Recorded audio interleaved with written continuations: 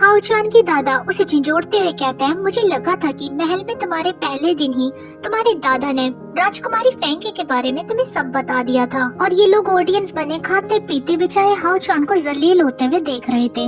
हाउचुआन तुरंत कहता है, क्या ये बकवास है, उन्होंने मुझे पहले कभी कुछ नहीं बताया। और ये सारी बातें हाउचुआन सरासर झूठ बोल रहा है, और वो भी सफेद झूठ।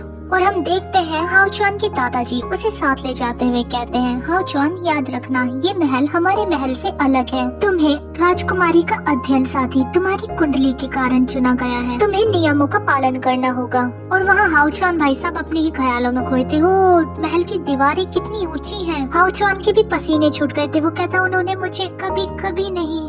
और उसके दादा उसे फिर सारी बात बताते हैं। सोलहवीं राजकुमारी का स्वास्थ्य खराब है और उसकी सारी बातें राजकुमारी फेंगे तुम्हारी कुंडली के अनुकूलता के कारण। और हाउचुआन अपनी आंखों में सितारे लिए महल के पहरेदार को देखता है और कहता है, वाह, महल के पहरेदार कितने शानदार दिखते हैं। दादाजी पीछे मुड़कर कहते हैं, हाउचुआन तुमने सुना मैंने क्या कहा? ये सुन के हाउचुआन तुरंत अपने बल्ब की जैसी आंखें दादाजी की ओर करता है और कहता है, क्या? हाँ? फिर इनोसेंट बच्चा बन के कहता है, जी मैं आपकी बात ध्यान में रखूंगा। और हाउचुआन इस हाल में अब इसीलिए पड़ा है क्योंकि उसने उनकी एक बात भी नहीं सुनी थी। मुझे कुछ भी याद नहीं था क्योंकि मैं बिल्कुल भी सुन नहीं रहा था। लेकिन रुकिए, मैं बचपन में कितनी बार फेंगे से शादी करने की इच्छा जाहिर करता था, लेकिन आप में से किसी ने भी मेरा विरोध नहीं किया है ना? और आप लोगों ने मुझे प्रोत्साहित करने के लिए फेंगे का इस्तेमाल किया था। मैं फेंगे से शादी करने के लिए पागलों की तरह मार्शल आर्ट का अभ्यास कर रहा था और युनसु सोच रहा था उसने मुझसे शादी करने के लिए इतनी मेहनत की।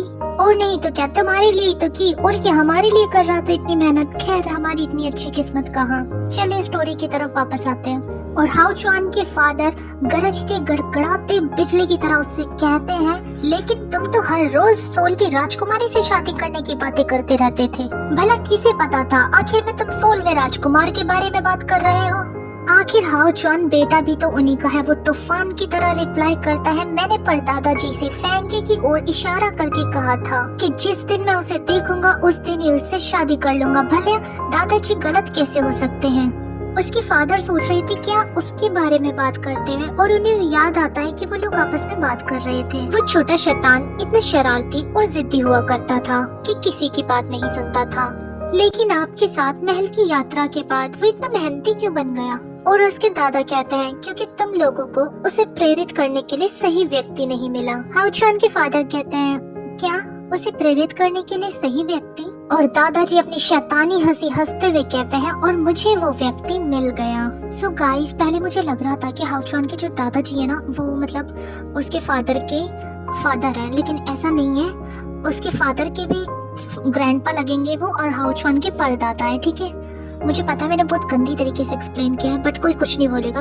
हाउचुआन के डैडी रोते हुए कहते हैं, दादाजी आपने जानबूझकर किया ना, आप ऐसा कुछ करेंगे वाकई? हाउचुआन के परदादा हाउचुआन के कंधे पे हाथ रख के करते हैं, अच्छा चलो, ये सब तुम्हारे दादा ने तुम्हारी भलाई के लिए किया था, और तुम बचपन में बहुत शरारती थे। हाउचुआन के दिमाग में तो बस एक ही बात गूंज रही थी, उन्होंने मुझसे झूठ बोला, उन्होंने मुझसे झूठ बोला, झूठ बोला। हाउचुआन के परदादा कहते हैं, राजकुमारी से शादी का इस्तेमाल करके तुम्हें मजबूर करना पड़ा ताकि तुम और मेहनत करो। ये सब तुम्हारे परदादा ने तुम्हारी भलाई के लिए किया था। हाउचुआन प्रिंस की ओर देख के कहता है, युनसु फेंगे। हाउचुआन अभी सोच रहा था, मैं कितना मूर्ख था, मैंने किंग लुआन को फेंगे समझ लिया और मैंने युनसु के साथ इतना बुरा बर्ताव किया। मैंने कितनी बेवकूफी भरी हरकतें की। तभी युनसु बोलता है, जब मैं 12 साल का था तब मुझे शाही सलाहकार अपने साथ जंगल ले गए। मैंने 2 साल बांस के जंगल में अपना समय बिताया और तुमने शाह हाउचुआन से संपर्क किया और उससे झूठ बोला कि उस समय ड्रग्स की अधिक मात्रा लेने के कारण शक्ल और आंखों का रंग बदल गया था, है ना? जब तुम दोनों की शादी होगी और उसे एहसास होगा कि उसने एक गलत व्यक्ति चुना है, तब तुम क्या करोगी? किंग लुआन घबराते हुए कहती है, मेरी ऐसी बदनामी मत करो, मैंने कभी ऐसा कुछ नहीं किया। मैंने शाह हाउचुआन से कभी झूठ नहीं बोला, उसने मुझे गलत समझा था, मुझे तो कुछ पता ही नहीं था। युनसु कहता है, शाह हाउचुआन का ध्यान सिर्फ एक ही बात पर केंद्रित था, अगर वो तुमसे शादी करता है, तुम तुम्हारे साथ सोता है तो वो सारी जिम्मेदारी खुद उठाएगा। अगर वो तुम्हारी जिम्मेदारी लेने से मना कर देता है तो शायद तुम उसे ये धमकी दोगी कि तुम सबको बता दोगी कि वो बचपन से ही राजकुमार को पसंद करता है, इसीलिए वो अपने परिवार की प्रतिष्ठा बचाने के लिए तुम्हें अपनी सेना सौंप देगा। जिस दिन से तुम्हें ये पता चला कि शाह हाउचुआन मुझे किसी और रूप में इस्तेमाल कर रहा था, उस दिन से तुमने अपनी योजना शुरू कर दी। जब मैं और शाह हाउचुआन महल में नहीं थे, तब तुमने किसी तरह उसे ये कहकर मूर्ख बना दिया कि राजकुमारी किंग लुआन ही फेंगे थी। तुमने उससे झूठ बोला था कि फेंगे शाही विवाह करने जा रही है, इसीलिए शाह हाउचुआन के पास दिवंगत सम्राट से 16वीं राजकुमारी से शादी करने की अनुमति देने के अलावा कोई और विकल्प नहीं बचा। ये सुन शाह हाउचुआन भी बहुत ज्यादा शॉक्ड हो गया था।